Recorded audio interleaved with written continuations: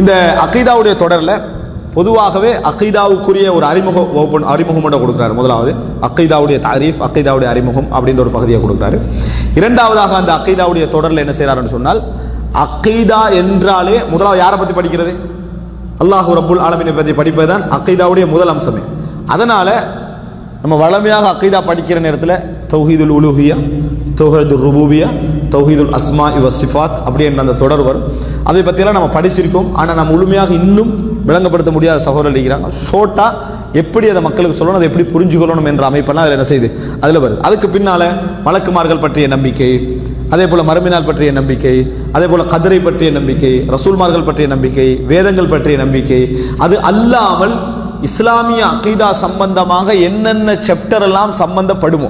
இந்த அகீதாவுடைய பாடத்தை படிக்கிறதுனால என்ன நடக்கும்டா, நம்ம இஸ்லாமிய ஆட்சி அகீதாவுடைய பாடத்தில் விளங்கலை, ஆனால் இஸ்லாமிய ஆட்சி அகீதாவுடைய பாடத்தில் வரும். இஸ்லாமிய ஆட்சி அகீதாவுடைய பாடத்தில் வரும்.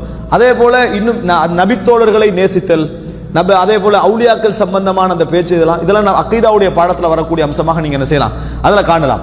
எனவே அகீதாவை பற்றிய ஒரு முழுமையான ஒரு அறிமுகம் நம்மளுக்கு என்ன செய்யும், அந்த பாடத்தை படிப்பதன் மூலம் கிடைக்கும் என்பதை நம்ம புரிந்து கொள்ள வேண்டும். இது இந்த நூலுடைய, அதாவது எல்லா நூலுக்குள்ள சிறப்பம்சம், அது போல இந்த நூலுக்கும் உள்ள ஒரு சிறப்பம்சமாக நாங்கள் புரிந்து கொள்ள வேண்டும். இப்போ நான் உங்களுக்கு கொஞ்சம் கொஞ்சம் முதலாவதாக நம்ம படிக்க போற அந்த அகீதாவுடைய அந்த ஃபஸ்ல மட்டும் என்ன செஞ்சிடறேன், இந்த இடத்துல வாசிச்சிடுறேன்.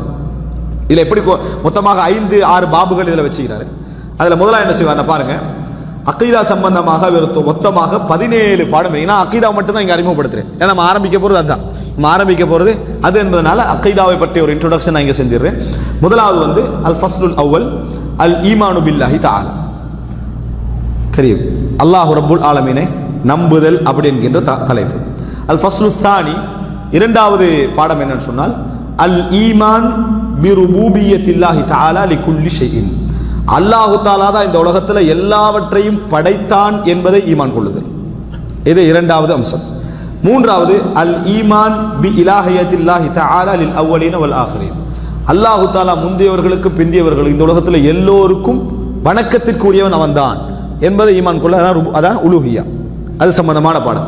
மூன்றாவது அல் ஃபஸ்லு ராபி அல் ஈமானு பி அஸ்மாஇல்லாஹி தஆலா வ சிஃபாத்திஹி. அல்லாஹ் ரப்புல் ஆலமீனுடைய பெயர்கள் பண்புகள் சம்பந்தமான நம்பிக்கை. இந்த பெயர்கள் பண்புகள் சம்பந்தமான நம்பிக்கைகளையும் ருபூபியா உலூஹியாவையும் படிக்கிறதுனால என்ன பலன் கிடைக்கும் தெரியுமா? நிறைய பேர் நினைக்கிறோம் இந்த அகீதா நம்மளுக்கு உறுதியாக மட்டுமல்ல, இல்லை, இபாதத்தில் ரூஹானியத்தும் உயிரோட்டம் வாரதே நம்ம அகீதா படிக்க உள்ளதான். இபாதத்தில் ரூஹானியத்து நம்மகிட்ட உயிரோட்டம் என்கின்ற ஒரு ஏற்பாடு வாரது எப்போ தெரியுமா? நம்ம அகீதா படிக்கிற நேரத்தில். அகீதாவை நன்றாக படிச்சுட்டு நம்ம யாரை வணங்குகிறோமோ, யாரை நம்ம அதாவது தொழுகிறோமோ, அவனை பற்றி அறிவில்லாமல் நம்ம எவ்வளோ இபாதத் செஞ்சாலும் அந்த இபாதத்தில் உயிரோட்டம் குறைவாக தான் இருக்கும். அந்த இல்மோட நீங்கள் இறைவனுக்கு சுஜூது செய்கிற நேரத்தில் நீங்கள் அகீதாவை சிறந்த முறையில் படிச்சுட்டு இரவில் தொழுது பாருங்க, அந்த உணர்வுகளோட உங்களுக்கு ஒரு பெரிய ஒரு ஆழ்ந்த நம்பி. என்ன காரணம் என்னன்னா, நாங்கள் வெறும் சட்டங்களை மட்டும் படிக்கல, அதனுடைய யதார்த்தம் என்ன, அப்படி நம்புறதுனால் ஏற்படக்கூடிய தாக்கம் என்ன என்பதை பற்றியெல்லாம் நம்ம அடிக்கடி சொல்றோம். என்னன்னா 13 வருடங்களாக அகீதாவை பற்றிய நம்பிக்கை தான் ரசூலுல்லாஹ் என்ன செஞ்சாங்க, மக்கால ஊட்டினார்கள். அதனால தான் அவங்க மதீனால ஸ்ட்ராங்கா இருந்தான்னு சொல்லி. ஆனா எப்படி கனெக்ஷன் நம்மளுக்கு இன்னும் விளங்கல. அது எப்படி 13 வருஷம் 10 வருஷத்துக்கு தாக்கம் செலுத்துது அப்படி என்பதை நீங்க அகீதாவை படிச்சு முடிய நேரத்தில் என்ன செய்வீர்கள், உணர்வீர்கள். அல்ல குறிப்பாக அஸ்மா வ சிஃபாத், அல்லாஹ்வுடைய பெயர்கள் பண்புகள் சம்பந்தமான பாடத்தில் அதை நீங்கள் நிறைய உணர்வீர்கள் என்பதை புரிந்து கொள்ள வேண்டும். இதோட என்ன செய்யுதுன்னு சொன்னால், அதாவது 15வது பக்கத்தோடைய இறைவன் பற்றிய நம்பிக்கை சம்பந்தமான பாடம் என்ன செஞ்சிடும், முடிஞ்சிடும். 15வது பக்கத்தோட இறைவன் சம்பந்தமான அந்த பாடம் என்ன செஞ்சிடும், முடிஞ்சிடும். இது அல்லாஹு ஆலம் நான் நினைக்கிறேன் 3 வாரங்களாவது எடுக்கும். அதை 15 பக்கம் முடிகிறதுக்கு ஒரு 3 வாரம், அதாவது 3 வாரம் என்றது 3 மணித்தியாலம் என்ன செய்யும் நம்மளுக்கு எடுத்து. ஆனால் மிச்சம் விரிவாக நாங்கள் போகவும் கூடாது, மிச்சம் சுருக்கமாக போகவும் கூடாது. அப்போ அந்த அடிப்படையில் போனால் தான் நம்மளுக்கு வேகமாகவும் போகலாம், எல்லா விஷயங்களையும் நம்ம உள்வாங்கிக் கொள்ள முடியும்.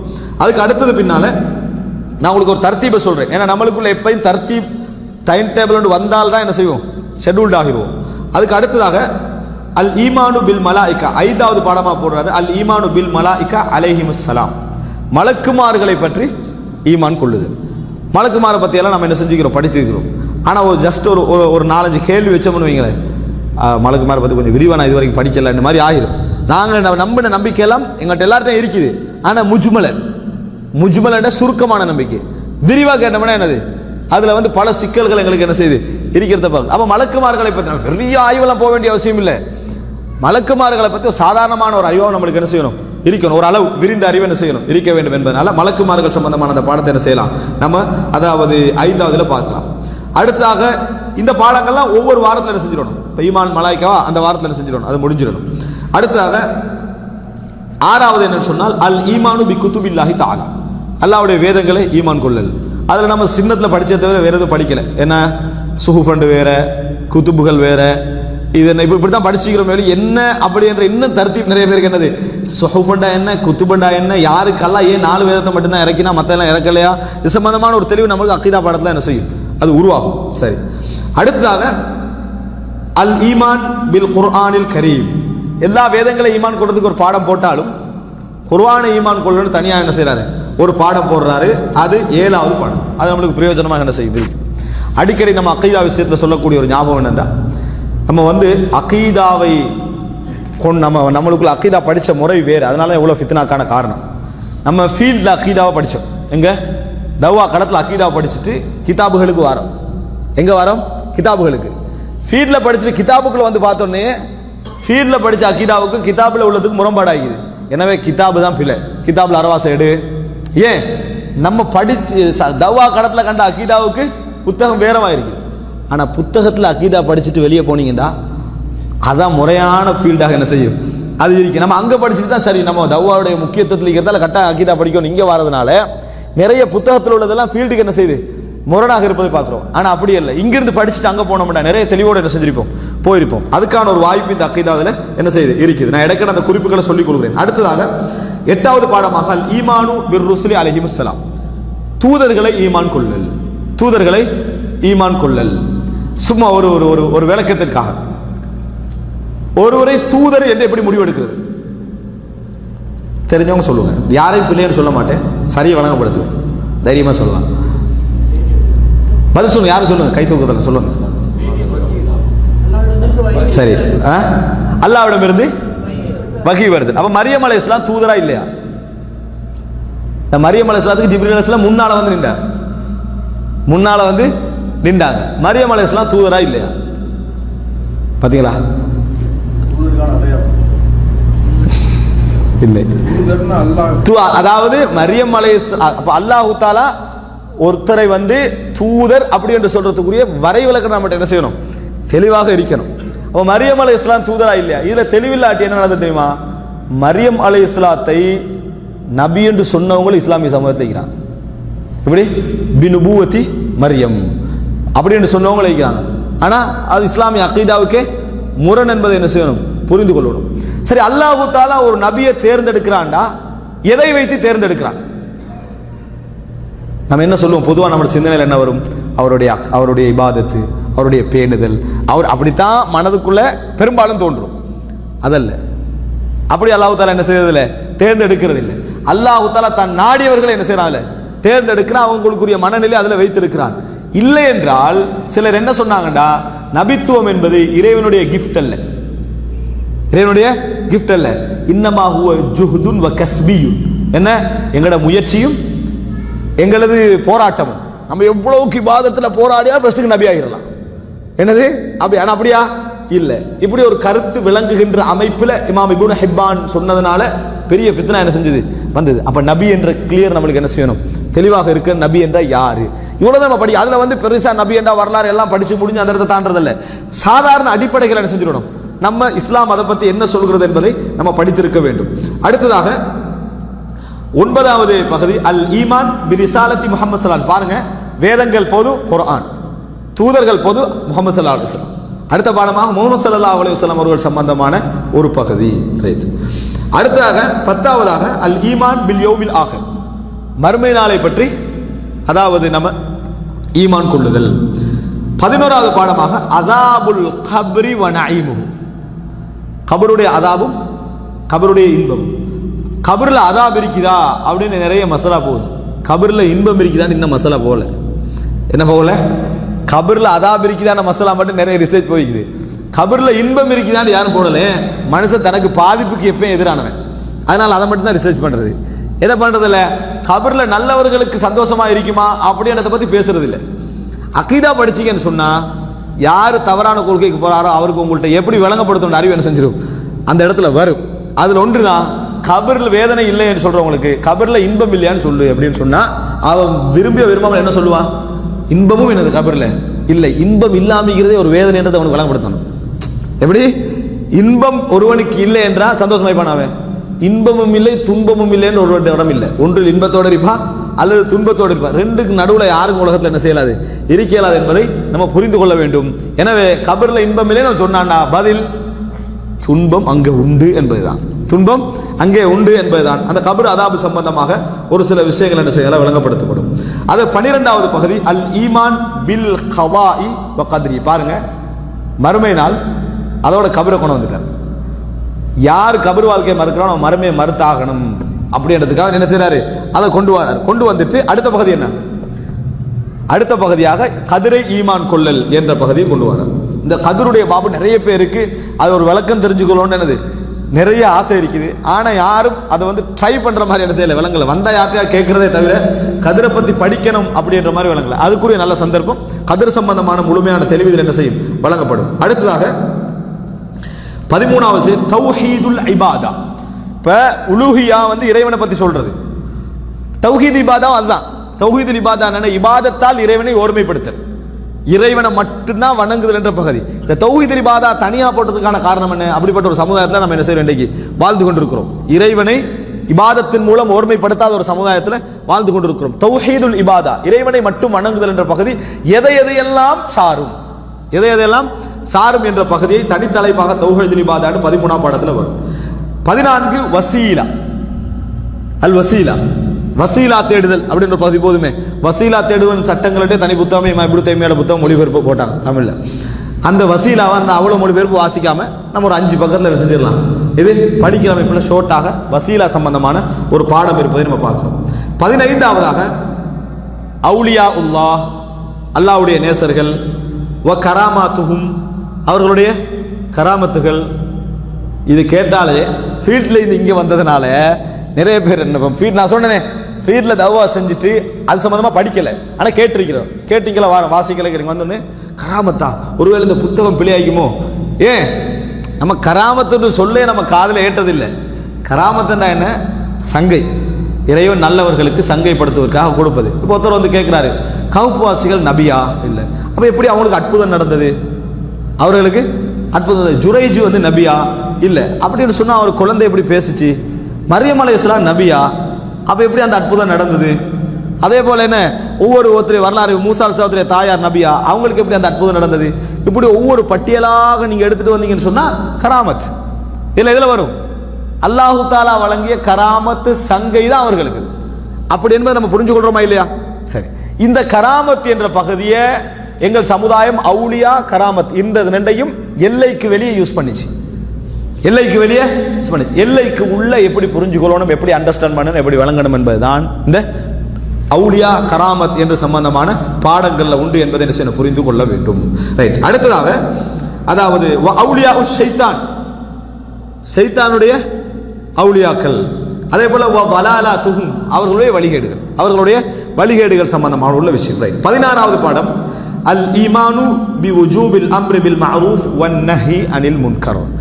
நன்மை ஏவுதல் தீமையை தடுத்தல் வாஜிப். இது அகீதால உள்ள ஒரு பகுதி, இது அகீதால உள்ள ஒரு பகுதி. அந்த ஒரு பாடத்தை என்ன செய்றாரு இதுல கொண்டு வந்து போடுறாரு. அடுத்ததாக இதான் அகீதாவுடைய பாடத்துல கடைசி பாடம் அல் ஃபஸ்லு ஸாபி அஷர் 17வது பாடம் அல் ஈமான் பி வுஜூபி மஹப்பத்தி அஸ்ஹாபி ரசூலில்லாஹி ஸல்லல்லாஹு அலைஹி வஸல்லம் வ அஃதலியத்திஹிம் வ இஜ்லாலி அஇம்மத்தில் இஸ்லாம் வ தாஅத்தி உலாத்தி உமூரில் முஸ்லிமீன். இந்த பகுதி அகீதால நிறைய பேர் யோசிக்க மாட்டாங்க. நபித்தோழர்களுடைய சிறப்பை யோசிப்பாங்க, மற்றதெல்லாம். அதாவது முதலாவது உஜூப் மஹப்பத்தி அஸ்ஹாபி ரசூலுல்லாஹி ஸல்லல்லாஹு அலைஹி வஸல்லம், ரசூல் ஸல்லல்லாஹு அலைஹி வஸல்லம் உடைய நேசர்களை மஹப்பத் வைத்தல் வாஜிப், அவனுடைய மஹப்பத்தை வைத்தல் வாஜிப். ஒருவர் இமாம் ஷாஃபிஈ மதிக்கணும். ஆனா இமாம் ஷாஃபி விஷயத்துல ஒருவர் வந்து என்ன செய்றாரு, அவர் நான் ஏத்துக்கல மாட்டேன், அவர் மோசமானவர் சொல்லிட்டாரு நீங்களே பாவம். ஆனால் மார்க்க ரீதியாக அவர் அகீதால வழி தவறியவர் அல்ல. இதே அபூபக்கர் ரலியல்லாஹு அன்ஹு அவர்களுக்கு சொன்னாருண்டா, எனவே ஹும் ரிஜாலுன் வ நஹ்னு ரிஜால் என்றது பிழை. அவர்கள் மனிதர்கள் நாங்களும் மனிதர்கள் பிழை, அவர்களும் மனிதர்கள் நாங்களும் மனிதர்கள் தான். ஆனா அந்த வார்த்தையோட நோக்கம் அதல்ல, பிழை விட்டா பிழை என்றதல்ல. அவங்களை ஈமான் கொள்றது, அவங்கள மஹப்பத் வைக்கிறது தீன்ல ஒரு பகுதி. ஹுப்புஹும் ஈமானுன் வ புக்துஹும் நிஃபாக். அவர்களை பகைத்தல் வந்து நயவஞ்சகம், அவங்களுடைய நேசித்தல் வந்தது ஈமான் என்று சொல்லி இஸ்லாம் என்ன செய்ய சொல்லுது. எனவே அந்த பகுதியை கிளியரா இதில் என்ன செய்யலாம், நாங்க படித்துக் கொள்ளலாம். அடுத்து பாருங்க, அவர்கள் எல்லோரையும் விட சிறந்தவர்கிட்ட நம்ம ஏற்றுக்கொள்ளல். அதே போல இஜ்லாலு அஇம்மத்தில் இஸ்லாம் வ தாஅத்தி உலாத்தி உமிருல் முஸ்லிமீன், அதாவது இஸ்லாமிய அறிஞர்களை மதித்தல், அதாவது கடந்த கால மார்க்க அறிஞர்களுடைய அவங்களை இஜ்லால் பண்றது, இது அக்கீதால உள்ள ஒரு பகுதி. எப்படி அது அக்கீதால வரும், அதில் வரும். அதே போல இஸ்லாமிய ஆட்சியாளர்களுக்கு கட்டுப்படுதல், அவர்கள் குஃபரையோ அதாவது பகிரங்கமாக ஒரு விஷயத்தை ஹலாலாக்கக்கூடிய வேலைகளையோ செய்யாமல் தொழுகை நிலைநாட்டும் வரைக்கும் அப்படின்றத பார்க்கிறோம். ஆனா இதனுடைய தாற்பயம் என்ன, தலைப்பு வழங்கி வச்சுக்கிறோம், இதற்குள்ள உள்ள தாற்பயம் என்ன, இது சம்பந்தமாக இதெல்லாம் மொத்தமாக இந்த அகீதாவுடைய பாடம் இப்ப சொல்லப்பட்ட இந்த மொத்த பாடமும் எதில் வரும் என்று சொன்னால் மொத்தமாகவே பக்கங்கள், அதாவது மொத்தம் 52 பக்கங்கள் டோட்டல் அகீதாவுடைய, இதுவும் 52 பக்கங்கள். ஆனால் சந்தேகம் இல்லாமல் ஒரு 17 வாரங்கள் என்ன செய்யும், அக்கீதாவுடைய பாடத்துக்கு மட்டும் என்ன செய்யும் போகும், சந்தேகம் கிடையாது. ஆனா நம்ம பொதுவாக இயல்புல என்னடா, இது படிக்கிறதுக்கு 2 வருஷம் போகும்போது அதனால வானம் அப்படின்றது. ஆனா 2 வருஷத்துக்கு பிறகு ஒன்றும் செஞ்சுக்க மாட்டோம். 2ஆம் வருஷம் நினைக்கிறேன், பேசாம படிச்சிருந்தா இந்த 2 வருஷத்துக்கு என்ன செஞ்சிருப்போம், அதை படிச்சிருப்போம்னு நினைக்கிறேன். அதனால அந்த மாதிரி ஒரு மனநிலைக்கு வராமல் இந்த ஒரு முதல் அம்சமாக எல்லா பாடங்களும் அதில் இருந்தாலும் மின்ஹாஜுல் முஸ்லிம்ல இந்த 52 பக்கங்களூடாக நம்ம அக்கீதாவை சரி செய்து, இந்த அக்கீதாவை சரி செய்கிற நேரத்தில் இந்த புத்தகத்தில் இல்லாத இன்னொரு சப்ஜெக்ட் நான் அதை கொண்டு வரும் அடிக்கடி. இது வந்து இதில் வந்து ஹைரும் நலவுகளும் சரியானவைகளும் சொல்லப்படுகிறது. இதோட ஒப்பிட்டு எதெல்லாம் இதுக்கு முரணாக எங்களோட சமுதாயத்தில் இருந்து கொண்டிருக்கிற சின்ன சின்ன குறிப்புகள் நான் சொல்ல வேண்டும். அப்பதான் எங்களுக்கு மன்ஹஜ் என்ன செய்யும், சரியான முறையில் கிளியரான ஒரு பதிவு நம்மளுக்கு ஏற்படும் இன்ஷா அல்லாஹ். அதை தொடர்ந்து நம்ம படிச்சோம்டா நம்மளுக்கு ஒரு இல்ம் ஏற்படும். நம்ம வந்து எப்பயும் நம்மளோட ஒரு இல்மை வச்சு அதில் முடிவெடுத்திருக்க கூடாது. நல்லா புரிஞ்சுக்கோங்க, நம்ம எப்பயும் ஒரு இடத்துல இல்ம் இல்லைண்டா எந்த ஜஹலும் வந்து அந்த இடத்துல போறதுக்கு வாய்ப்பு இருக்கு. உதாரணமாக ஒருவர் சொல்றாரு 30 மாடு இருந்தா ஒரு மாடு ஜக்காத்து கொடுக்கணும் அப்படின்றாரு. நிறைய பேருக்கு பதிஞ்சிடும். ஏன், மாட்டுக்கு எவ்வளவு ஜக்காத்துன்னு தெரியாது, விளங்கிட்டா? 40 ஆடுக்கு ஒரு ஆடுன்னு நிறைய பேருக்கு தெரியும். அதனால அங்க வந்து அவசரமா பதியாது எது சொன்னாலும். ஆனா 30 மாடு இருந்தா ஒரு மாடு கொடுக்கணும்னு யாரா சொன்னாங்கன்னு வைங்க, அவசரமா நம்பிக்கையான சொன்னா எடுத்து உள் வாங்கிரும். ஏன், அந்த இடத்துல அதோடு மோதிரத்துக்கு இன்னொரு இல்ம் அங்க இல்லை. பதிஞ்சிட்டீங்களா, நீங்க இன்னொரு வகுப்புல உட்கார்றீங்க. அதுல அவர் சொல்றாரு 40 மாடு இருந்தால் ஒரு மாடு கொடுக்க வேண்டும் என்றா மோதும். ஏன் மோதும்டா, நீங்க ஒரு விஷயம் படிச்சுட்டீங்க, இல்லையே எப்படி இல்லையே. எனவே விளங்கிக்கங்க, எந்த உள்ளத்துல போய் ஜஹலோ இல்மோ போய் பதியும்டா எம்டியா இருந்தா 2 பதிஞ்சிடும். ஆனா 2 அவனுக்கு இல்மு மாதிரி தான் என்ன செய்யும், இருக்கும். 2 இல்மு மாதிரி கேட்காம இருந்தான்னு வைங்களேன், பதிஞ்சுன்னு வைங்களேன், நம்பிக்கையா வளர்ந்துரும், அது நம்பிக்கையாக வளர்ந்துரும். அதனால நம்ம இந்த இடங்கள் எல்லாம் இல்ம போட்டு நிரப்பிக்கணும் என்று சொன்னா முரண்பாடுகள் நம்மளுக்கு எது பாத்தில் என்ற விஷயம் என்ன செஞ்சிடும், அவசரமாக தெரிய வந்துவிடும். இப்ப நான் சொன்ன இந்த சுருக்கத்தின் மூலம் உங்களுக்கு முடிவெடுத்துடலாம், நம்ம கண்டினியூ பண்ணலாமா இல்லையா? சரியா? இது ஆரம்பம். இப்ப நான் படிக்க முந்தி வெறும் அறிமுகம் தான் இது. சரியா? படிக்கிற சந்தர்ப்பத்தை நம்ம எவ்வளவு கண்டினியூ பண்ணலாம், இதனுடைய தொடர் எப்படி இருக்கும் அப்படின்றத முடிவெடுங்க. ஆனால் சைத்தான் ஏதாவது ஒரு ஐடியா சொன்னான்னு வைங்களேன், எப்படி நம்மளால எப்படி பெரும்பாலும் தொடராக வர முடியாது அப்படின்ற மாதிரி ஒரு மனசு சொன்னு வைங்களேன், நீங்க என்ன செய்யுங்கன்னா, இல்லை நம்ம ஒரு முயற்சி எடுப்போம். நம்ம அதாவது சில விஷயங்களை வந்து மற்ற உங்களுக்கு இப்படி நினைங்களேன், ஒரு வாராந்திர பயான் அப்படின்னு ஒன்று இருக்குன்னு வைங்களேன், 2க்கு தான் நம்ம கலந்து கொள்ள முயற்சிக்கணும். ஆனா எதுல நமக்கு தொடர்ந்து பதிவு இல்மோடு ஏற்படுத்த போறோமோ இதான் அதான் மிஸ் ஆகும்டா, இதுக்கு நீங்க என்ன செய்யணும், முக்கியத்துவம் கொடுக்க வேண்டும். காரணம், உங்களுக்கு ஒரு பதிவு இதில் என்ன செய்யும் ஏற்படும். உங்களுக்கு ஒரு உங்களோட பிள்ளைகள், உங்களோட மனைவிமார்கள் வீட்டில் அவைகளை சொல்வதற்கான வாய்ப்புகளும் கூட இதில் என்ன செய்யும் உருவாகும்.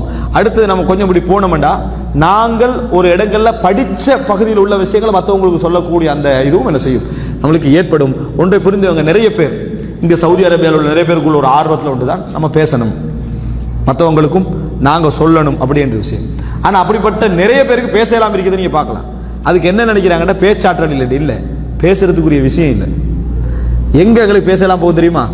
நீங்க நினைக்கிங்க பேச்சாற்றல் மட்டுமல்ல காரணம். திடீர்னு ஒரு ஆளை எழுப்பி வச்சு இஸ்லாமிய கனிமத் பத்தி 10 நிமிஷம் வழங்கப்படுத்துங்கன்னா பெரிய பேச்சாளர் அமைதியாயிருவான். ஏன், அவனுக்கு கனிமத்தை பத்தி தெரியாது. கனிமத் என்றால் யுத்தத்தில் கிடைக்கக்கூடிய ஒன்று, அதை தான் திருப்பி திருப்பி சொல்லணும். அதுதான் திருப்பி திருப்பி கனிமத்தை பத்தி அவனுக்குள்ள தகவல் தெரியாது. தகவல் தெரிஞ்சீங்கன்னு சொன்னா முதலா பேச்சுக்குரிய ஆற்றல் ஓட்டமாக என்ன செஞ்சிடும், அதுல வந்துடும். அவ சப்ஜெக்ட் நாலேஜ் தான் முதலா பேச்சாற்றலுக்கான முதல் வழி. எனவே இல்மு வராம நம்மளுக்கு பேசவே இயலாது. அதனால புரிஞ்சுக்க, நான் எவ்வளவு பேச்சாளரா மாறிட்டேன்னு வைங்களேன், நம்மளால பேச முடியாது. காரணம், அந்த செக்ஷன்ல இல்மு இல்லை எங்களுக்கு. அந்த செக்ஷனுக்குரிய இல்ம நீங்க எடுத்துட்டா தான் பேச்சாற்றலே முதலாவது என்ன செய்யும் வெளிப்படும். அதனால இப்போ நம்ம என்ன புரிஞ்சுக்கணும்னு சொன்னால், நம்ம இந்த பகுதியை இல்மால நம்ம நிரப்ப பார்க்கணும். அல்லாஹு தஆலா ரசூலுல்லாஹி சொல்ற ஒரு கட்டளை, ஃபஅலம் அறிந்து கொள் அன்னஹு லா இலாஹ இல்லல்லாஹ், வணக்கத்துக்குரிய நாயன் அல்லாஹ்வை தவிர வேறு யாரும் இல்லை. வஸ்தக்ஃபிர் லிதம்பி, உங்களது பாவங்களுக்கு மன்னிப்பு தேடுங்கள். முதலாவது இல்ம் தான் நம்மளுக்கு